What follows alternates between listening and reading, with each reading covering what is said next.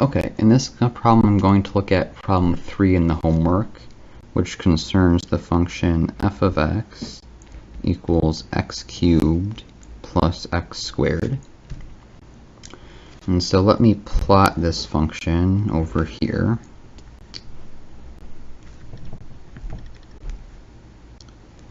So roughly speaking, it looks something like this. This point is -1. So this is f of x.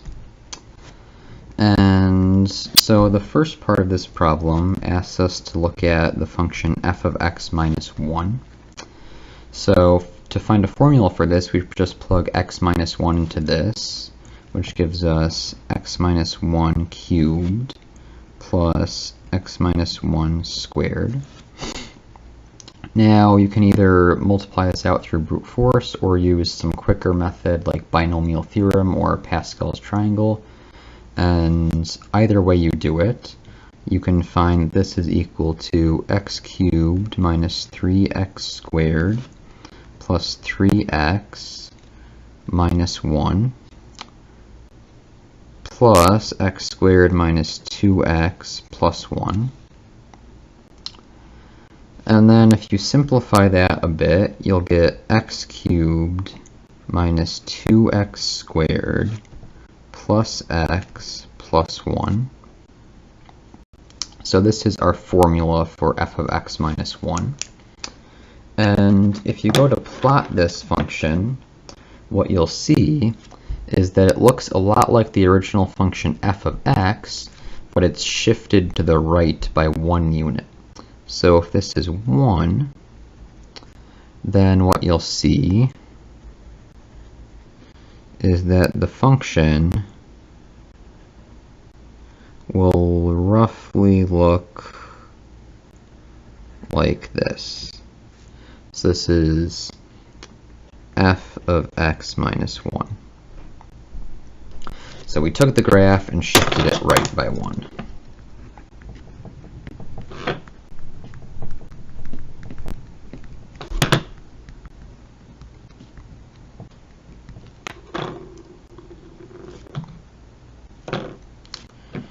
So part B is very similar. So if we look at f of x plus 1, when we simplify this, we'll get x cubed plus 3x squared plus 3x plus 1 coming from the x plus 1 cubed term. Then we add x squared plus 2x plus 1. And if we simplify this, we'll get x cubed plus 4x squared plus 5x plus 2.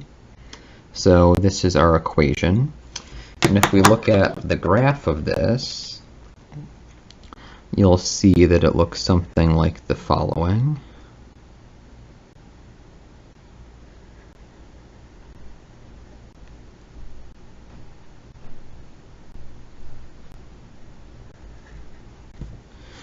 So this is f of x plus 1.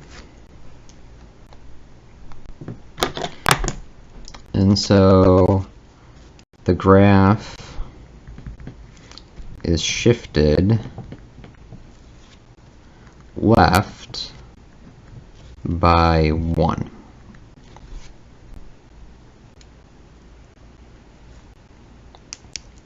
So if you add a number inside the function, it shifts the number to the left by that amount. If you subtract a number inside the function, it shifts the function right by that amount. Now let's look at part C. This one asks about f of x minus 1. So since we're subtracting 1 outside the function now, we don't do anything to this function that we have. It stays as x cubed plus x squared. And we just subtract 1 on the outside, so we get something like this.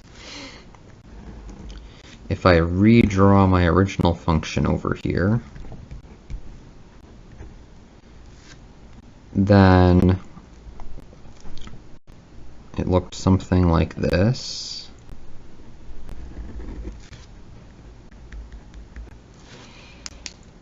So if we do this transformation, then what you'll see is that the function gets shifted downwards by 1 unit. So the new function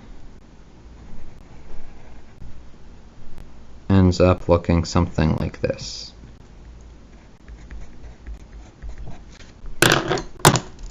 So the graph is shifted down by 1. Similarly, if you were to add a number outside of the function, it would shift it upwards, but I didn't ask you to do an example of that on this assignment. Let's look at D next. So we have f of 2x. If we plug 2x into our formula up here, we'll get 8x cubed plus 4x squared. And so if you try to plot this,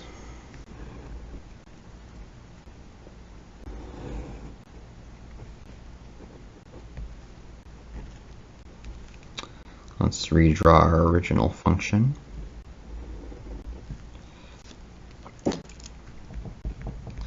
So this time what you'll see is that the function gets steeper. So it does something like this. So what it sort of looks like is that we took the function and compressed it, and it's by a factor of 2. So this 0 moves into 1/2, and this thing gets moved in also by a factor of 1/2. So we're compressing it in the horizontal direction with this sort of transformation. So this is f of 2x.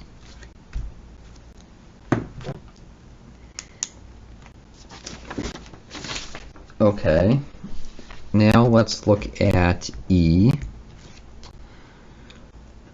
So here we're asked to find a formula for f of negative x. If we plug negative x into our equation, then we'll get negative x cubed plus negative x squared. This one, when we cube it, we keep the minus sign, but when we square something, we lose the minus sign. So it just becomes x cubed with a minus sign plus x squared. And let me go down here to plot this.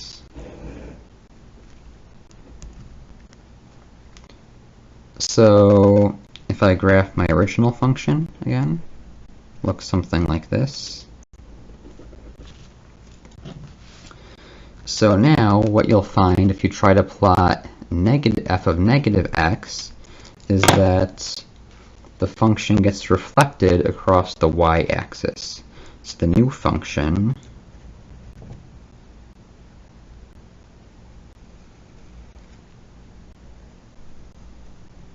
ends up looking something like this. This is f of negative x, and this original one was f of x. So this is a reflection across the y-axis.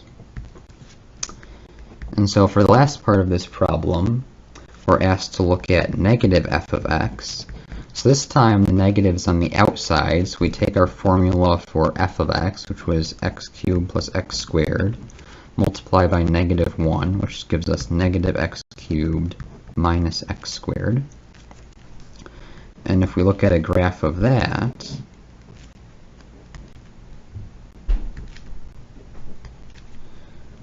so our original function was something like this. Then what you'll see is that this one reflects the function across the x-axis. So we end up getting